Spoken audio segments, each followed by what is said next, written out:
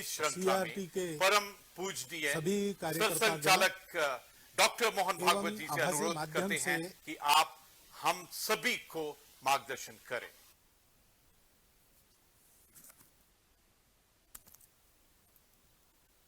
Covid response team CRT के सभी कार्यकर्ता गण एवं आभासी माध्यम से इस व्याख्यान श्रृंखला के कार्यक्रम में उपस्थित सर्व श्रोतागणों को मेरा सादर सस्नेह नमस्कार। सकारात्मक बारे में बात करने के लिए मुझे कहा है। कठिन है क्योंकि समय बहुत कठिन चल रहा है। अनेक परिवारों में कोई अपने कोई आत्मीय बिछड़ गए। अनेक परिवारों में तो भरण पोषण करने वाला ही परिवार का सदस्य अचानक चला गया। 10 दिन में जो था वो नहीं था ऐसे हो गया। और इससे अपने वाले के जाने का दुख और भविष्य में खड़े होने वाली समस्याओं की चिंता, ऐसी दुविधा में तो परामर्श देना, सलाह देना, इसके बजाय पहले तो सांत्वना देना। लेकिन यह सांत्वना के परे दुख है। इसमें तो अपने को अपने आप को ही संभालना पड़ता है। हम अपनी संवेदना बता सकते, बता रहे हैं। और यहां पर्दे पर केवल पूरी संभावना नहीं बता रहे, संघ के स्वयंसेवक सर्वदूर इस परिस्थिति में समाज की जो भी आवश्यकता है उसकी पूर्ति करने के लिए अपने अपने क्षमता के अनुसार सक्रिय है। परंतु ये कठिन समय है। अपने लोग चले गए, उनको ऐसे असमय चले जाना नहीं था, परंतु अब गए, अब तो कुछ नहीं कर सकते। अब जो परिस्थिति है उसमें हम हैं। और जो चले गए वो तो एक तरह से मुक्त हो गए। उनको इस परिस्थिति का सामना अब नहीं करना है, हमको करना है। पीछे हम लोग हैं, हमको अपने आप को और अपने सबको सुरक्षित रखना है। और इसलिए हमको नेगेशनिज्म नहीं चाहिए। कुछ नहीं हुआ, सब कुछ ठीक है, ऐसा हम नहीं कह रहे। परिस्थिति कठिन है, दुखमय है, मनुष्य को व्याकुल करने वाली है, निराश करने वाली है। लेकिन ये परिस्थिति है, इसका स्वीकार करते हुए हम अपने मन को निगेटिव नहीं होने देंगे। हमको अपने मन को पॉजिटिव रखना है। शरीर को कोरोना निगेटिव रखना है और मन को पॉजिटिव रखना है। उस दृष्टि से इस श्रृंखला में मेरे पूर्व वक्ताओं ने बहुत सटीक, संपूर्ण ऐसी परामर्श की बात रखी है, स्पष्ट रखी है, सरल भाषा में रखी है, अनुभूति के आधार पर रखी है। मन की दृढ़ता की बात उन्होंने की है। कोरोना प्रतिकार के अपने प्रयासों की गति बढ़ाने की, उन प्रयासों को वैज्ञानिकता के आधार पर स्थापित करने की, सामूहिकता से काम करने की, एकता की, उसी प्रकार सत्य को पहचानते हुए, स्वीकारते हुए उसके आधार पर काम करने की बात कही है। अपने आप को ठीक रखना और समाज की सेवा करना, चिंता करना, इसका आग्रह उन्होंने किया है। वही बातें मुझे भी बतानी है, मैं अपनी भाषा में बताऊंगा, क्योंकि वो अनुभूत बातें हैं। मुख्य बात की है पहली,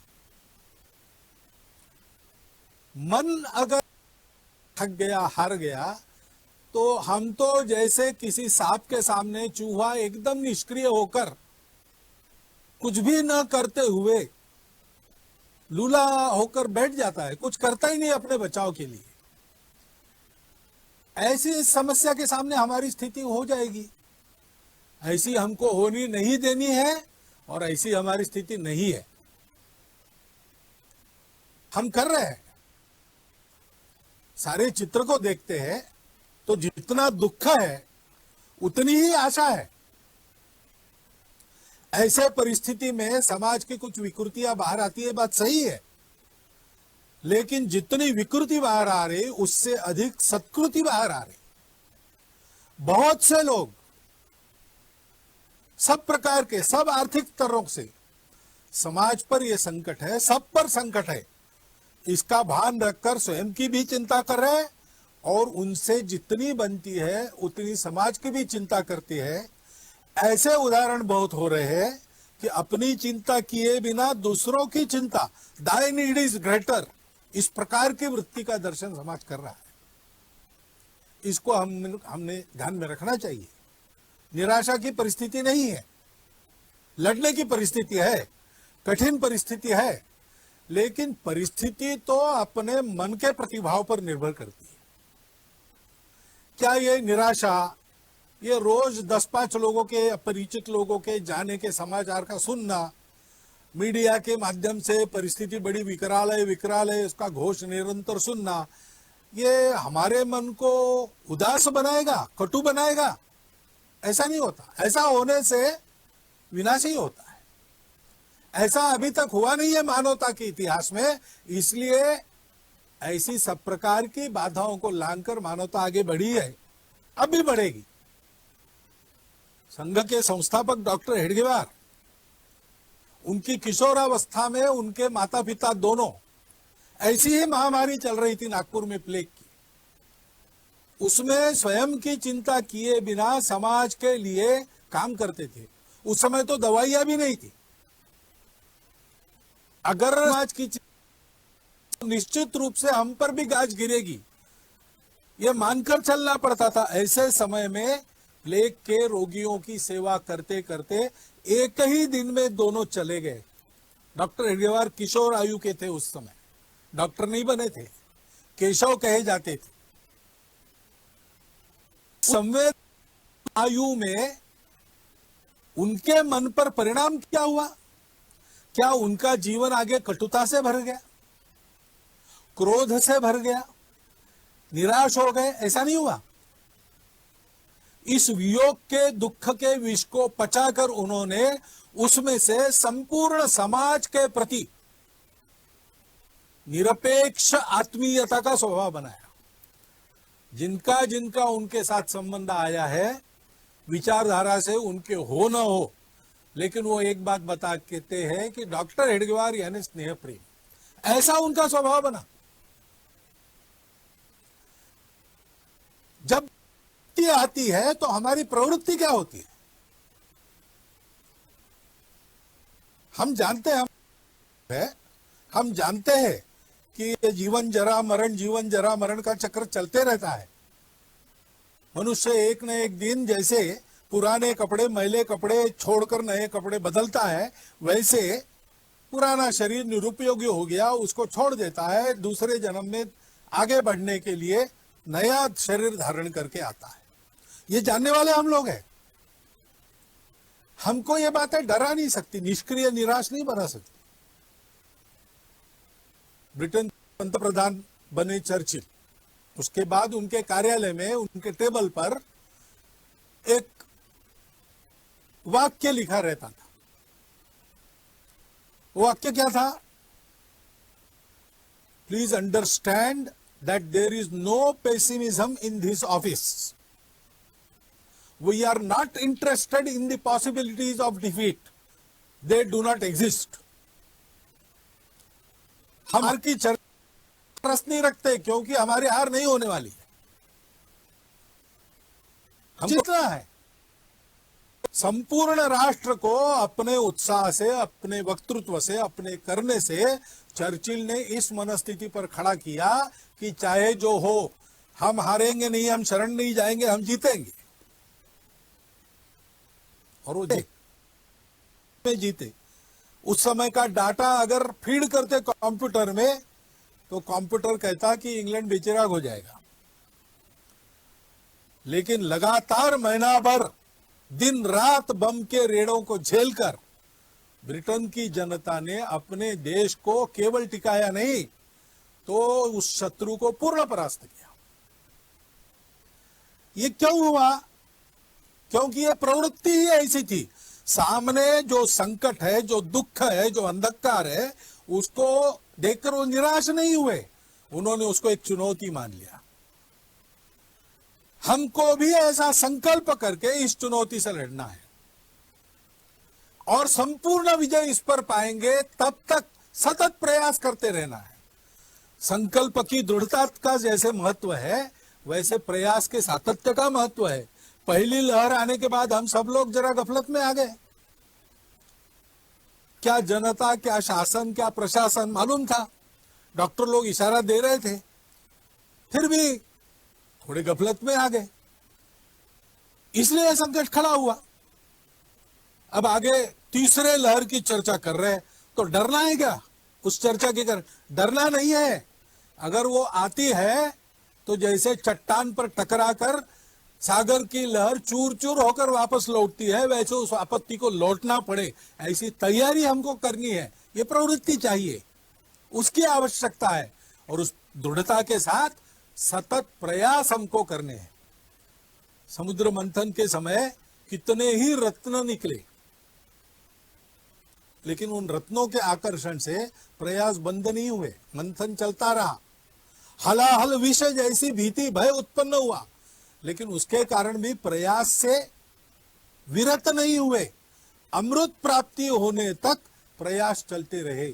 और इसलिए सुभाषित में कहा है, रत्नैर महाहैर स्तुतुषुर्न देवा, उससे तोषित नहीं हुए, तुष्ट नहीं हुए। न भेजिरे भीम विषयम भीति, हलाल जैसा कराल विष, उसके कारण भी डरे नहीं। सुधाम विना न प्रयोयुर्विराम, अमृत मिलते तक उनके प्रयास चलते रहे। न निश्चितार्थात विरमंती धीरा, धीर लोग जो रहते हैं, धैर्यवान लोग रहते हैं, वो प्रयास सतत जारी रखते जब तक उपलब्धि होती नहीं पूरी की पूरी। हमको वैसे करना है, और स्वाभाविक आपत्ति सारी मानवता पर है। भारत को अपना उदाहरण रखना है, पूरे भारत को एक समूह के नाते सारे भेद भूलकर दोष गुणों की चर्चा अभी उसको विराम देकर, उसके लिए बाद में समय मिलेगा। अभी तो हमको सबको एक टीम के नाते काम करना है, मिलकर काम करना है। गति बढ़ाने की बात श्रीमान अजीम प्रेम जी ने की, स्पीड चाहिए। वो स्पीड कैसे तैयार होगा?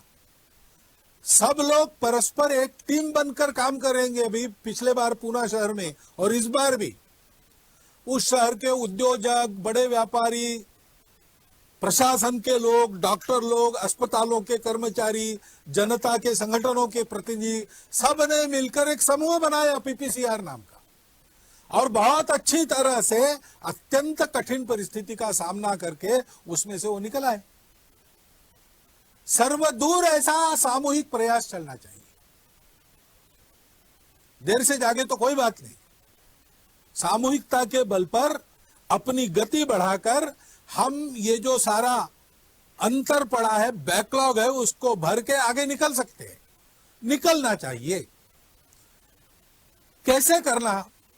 पहले तो अपने आप को ठीक रखना, और ठीक रखने के लिए पहली बात है संकल्प की दृढ़ता, प्रयास का सातत्य, धैर्य। प्रयत्न करने से एकदम परिणाम नहीं होता, थोड़ा देर लगता है परिणाम आने को, तब तक धैर्य रखना पड़ता है, लगे रहना पड़ता है। दूसरी बात है सजगता। हम सजग रहे तो बहुत अच्छा बचाव सजगता के कारण ही हो सकता है।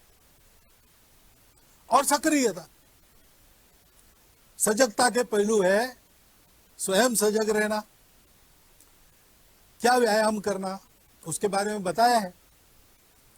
प्राणायाम का उल्लेख हुआ है, ओंकार का उल्लेख हुआ है, दीर्घ श्वसन का उल्लेख हुआ है। अन्य भी जो व्यायाम अपने शरीर की प्रतिकार शक्ति, श्वसन की क्षमता, प्राणों की तेजस्विता बढ़ाने वाले, वो मन को भी बनाते हैं। ऐसे व्यायाम है, सूर्य नमस्कार जैसे हम कर सकते हैं, हमको करना चाहिए। सीखने को तो आजकल मिलता है, प्रत्यक्ष कहीं जाकर सीखने की आवश्यकता नहीं, ऑनलाइन सीखने की भी आजकल व्यवस्था हो गई है। और इन बातों को समझने वाले, सिखाने वाले तो आजकल अभ्यास के कारण आसपास भी मिलते हैं। बहुत कठिन क्रियाएं नहीं है, उसको करना। आहार ठीक रखना, शुद्ध स्वच्छ सात्विक आहार करना, शरीर की ताकत को बढ़ाने वाला आहार करना, उसके बारे में भी बहुत सारी जानकारी इंटरनेट पर आपको मिलती है। लेकिन जानकारी के बारे में ध्यान रखना। जो कहा गया कि वैज्ञानिकता का आधार लेना चाहिए, वैज्ञानिकता क्या है? परीक्षा करके लेना। कोई कहता है इसलिए वो ठीक है, ऐसा नहीं है। टेक्स्ट बुक में लिखा है इसलिए सबको लागू होगा, ऐसा भी नहीं है। नया है इसलिए ठीक है, पुराना है दकियानुसी है, ऐसा भी नहीं है। और पुराना है इसलिए ठीक है और नया है इसलिए बेकार है, ऐसा भी नहीं है। जो भी आ रहा है उसको परख के लेना चाहिए। तज्ञ लोग, आप्त लोग, हमारा स्वयं का अनुभव और उसके पीछे का वैज्ञानिक तर्क, इसकी परीक्षा करनी चाहिए।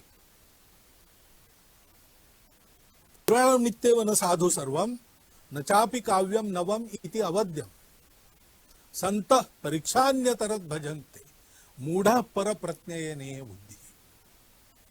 हमारे तरफ से बेसिर पैर की कोई बात समाज में न जाए, और बेसिर पैर की कोई बात समाज में चल रही तो उसके बलि हम न बने, इसकी चिंता करनी है।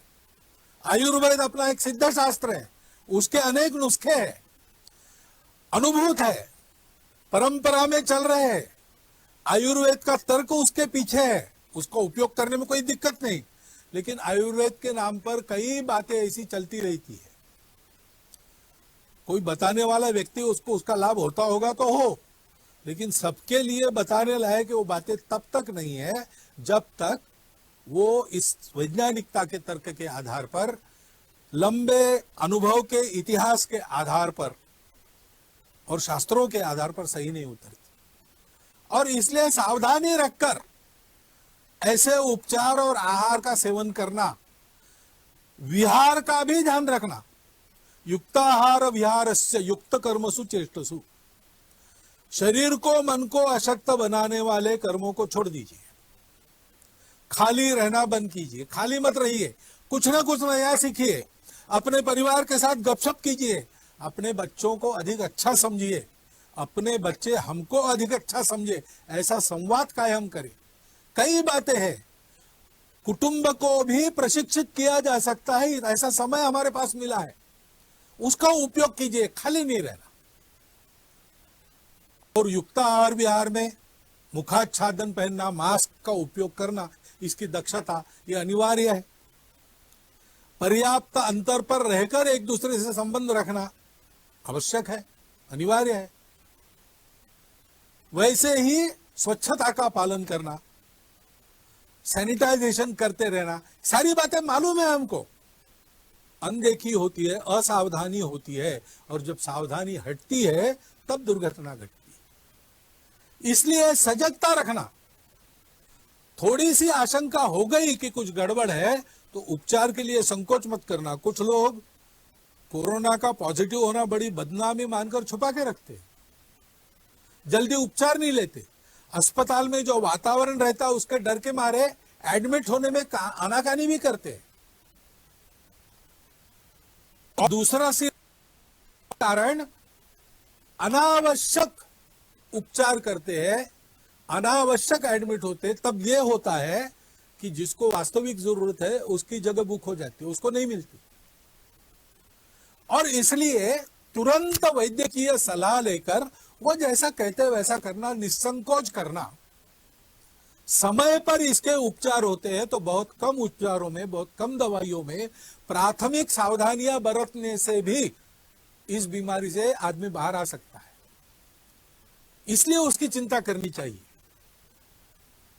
और ये हम कर रहे हैं, जो जो हमारे संपर्क में आते हैं उन सबको बताना चाहिए, उनसे करवा लेना चाहिए। जन प्रबोधन और जन प्रशिक्षण का बड़ा महत्व है। हम अपने स्तर पर, अपने संपर्क के दायरे में जो जो आते हैं उनसे ये संवाद कर सकते हैं।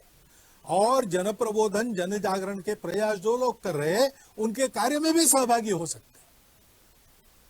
और प्रत्यक्ष सेवा करनी है।